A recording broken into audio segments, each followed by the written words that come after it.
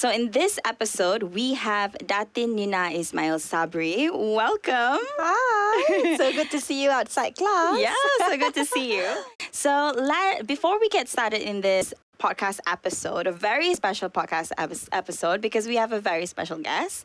Let's get to know Datin Nina herself. You call me Nina. Yeah. Nina. Don't call me Datin. Self-introduction and a little bit about your background as well.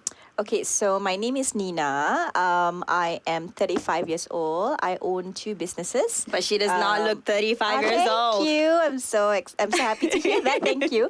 So I own 2 businesses. One is my first business was Peterana Kindergarten. The second one is Capello by Nina, and then I actually have a third business that I started right after the pandemic.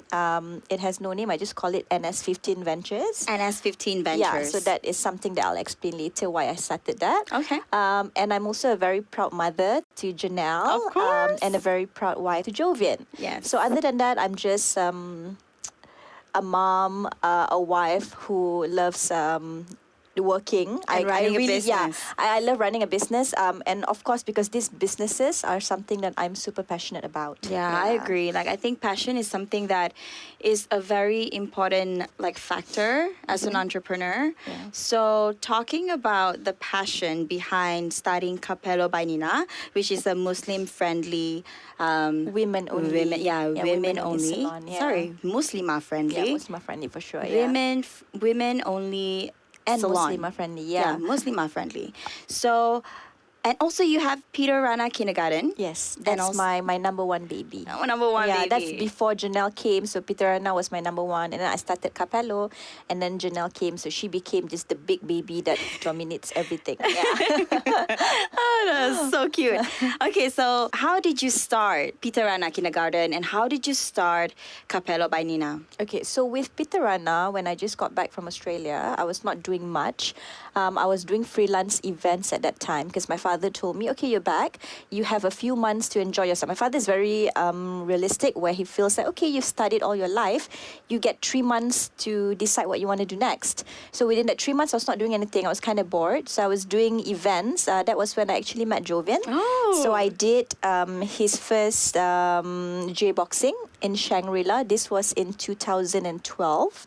And then I also did his AV Raya fashion show. Okay. So I did that, and then, but it was just for fun, so it wasn't a full-time job. And then I remember one day my dad came in the morning to my room and said, look, you've had your 3 months of fun. I'm cutting you off, so you have to get up and do something. There's no choice, Yeah, right? there's no choice. And I'm like, okay, I better start doing something. So Yeah. that was when I actually spoke to a friend, my best friend Mariam. She's here.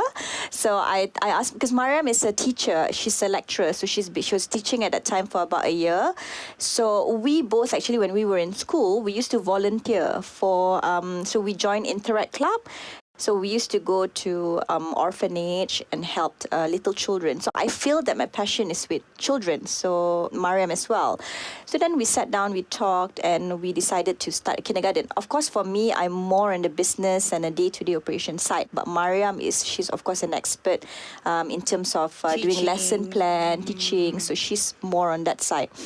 So to me, I mean, there's no better way in starting a business than doing it with your own best friend. So that's when we got together, sat down. So that was how Peterana started. And I feel that I believe that Peterana started because of our love for children. Yeah. So I feel so good. We both feel so good every day going to work because it's something that we really, really love doing. So that was Peterana.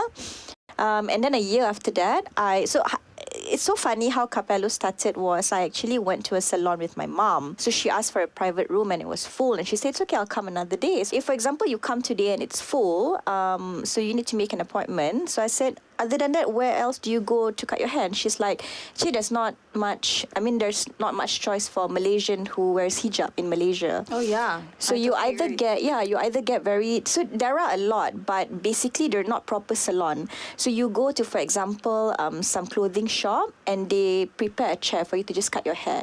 But people that wears hijab, they actually want to do more treatments and everything. So that was when I came up with the idea of doing a women-only salon.